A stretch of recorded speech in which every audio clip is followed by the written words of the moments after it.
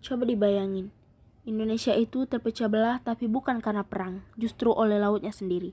Nah, ini bukan cerita fiksi, ini beneran kenyataan yang hampir jadi takdir bangsa kita. Sebelum akhirnya ada satu deklarasi super berani yang mengubah semuanya. Kedengarannya aneh kan? Soalnya kita kenal Indonesia ya sebagai negara kepulauan yang utuh. Tapi ternyata pernah ada masa di mana laut di antara pulau-pulau kita itu malah dianggap milik internasional. Bukan punya kita. Yuk kita bedah fakta yang jujur cukup mengejutkan ini. Oke, jadi untuk ngerti seberapa pentingnya deklarasi Juanda, kita perlu mundur sedikit nih ke masa-masa awal kemerdekaan. Di masa itu, Indonesia menghadapi satu masalah yang fundamental banget, yang benar-benar mengancam persatuan kita. Jadi, coba bayangin situasinya kayak gini. Pulau Jawa, Kalimantan, Sulawesi itu semua jelas wilayah berdaulat Indonesia. Tapi laut yang ada di tengah-tengahnya, kayak Laut Jawa atau Laut Flores, itu secara hukum statusnya perairan internasional. Artinya apa? Artinya kapal asing, termasuk kapal perang sekalipun, bisa bebas seliweran di situ. Ini kan secara efektif memecah belah negara kita dari dalam. Perpecahan ini jelas bukan karena faktor geografis. Mata akar masalahnya itu jauh lebih dalam dari itu, yaitu sebuah warisan dari zaman kolonial yang kayaknya emang sengaja dirancang buat memecah belah kita.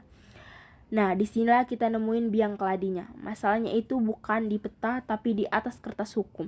Sebuah hukum peninggalan era kolonial Belanda yang terus menghantui kedaulatan kita yang baru aja merdeka. Namanya ini nih, Territorialis and Maritime. Keringin Ordonansi tahun 1939 ini aturan mainnya yang kita warisi. Sebuah ordonansi atau peraturan dari tahun 1939 yang jelas-jelas nggak dirancang untuk sebuah negara kepulauan yang mau bersatu. Poin paling krusialnya itu, ya ini, 3 mil. Hukum kolonial cuma ngakuin laut sejauh 3 mil dari garis pantai setiap pulau sebagai wilayah kita. Di luar batas itu, lautan luas dianggap milik dunia, bukan di Indonesia. Ini benar-benar cara efektif memotong-motong negara kita. Situasi kayak gini jelas nggak bisa dibiarin terus-terusan doang. Nah, di tengah ketidakpastian itu muncullah sebuah terobosan, sebuah deklarasi yang berani, super berani, visioner, dan benar-benar mengubah arah sejarah. Inilah momen di mana Indonesia akhirnya memutuskan buat menulis takdirnya sendiri.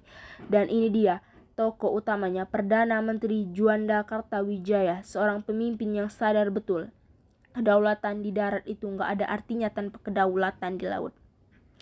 Beliaulah arsitek di balik penyatuan kembali Indonesia. Coba catat tanggal ini baik-baik. Pada tanggal 13 Desember 1957, pemerintah Indonesia di bawah pimpinan Perdana Menteri Juanda membuat sebuah pengumuman yang bisa dibilang menguncang dunia pada saat itu. Coba deh dengerin kekuatan dari kata-kata ini. Dengan satu pernyataan tunggal, Indonesia secara pihak mengklaim semua lautan di antara pulau-pulaunya sebagai perairan internal. Kita nggak lagi minta izin, kita menyatakan kedaulatan kita. Laut Jawa punya kita, Laut Banda punya kita semuanya. Jadi sebelum deklarasi ini, peta kita tuh kelihatannya kayak kepulauan yang terisolasi, yang dikelilingi sama perairan asing terus setelahnya. Nah, lihat perubahannya. Lautan yang tadinya jadi pemisah, sekarang warnanya jadi sama. Jadi bagian utuh dari kedaulatan Indonesia. Deklarasi Juanda ini ibaratnya menjahit kembali Nusantara. Jadi, satu kesatuan yang utuh tentu saja mendeklarasikan sesuatu itu satu hal, tapi membuat seluruh dunia mau mengakuinya. Nah, itu cerita lain. Pengumuman yang berani ini hanyalah awal dari sebuah perjuangan diplomasi yang panjang dan terus terang melelahkan. Perjuangan ini benar-benar nunjukin ketekunan bangsa kita.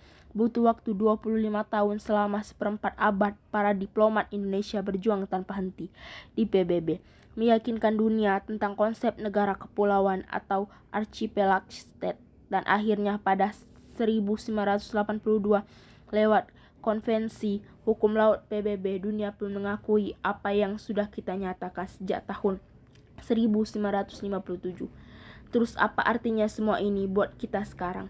Perjuangan Pak Juanda dan para diplomat kita itu meninggalkan ke sebuah warisan yang membentuk jati diri kita sebagai sebuah bangsa warisan.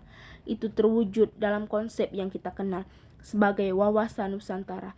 Ini bukan sekedar peta tapi sebuah cara pandang bahwa darat, laut, dan udara kita itu adalah satu kesatuan wilayah, politik, ekonomi, dan pertahanan yang gak bisa dipisahkan. Sebuah gagasan yang lahir dari keberanian di tahun 1957 itu. Oke, mari kita rangkum sedikit ya.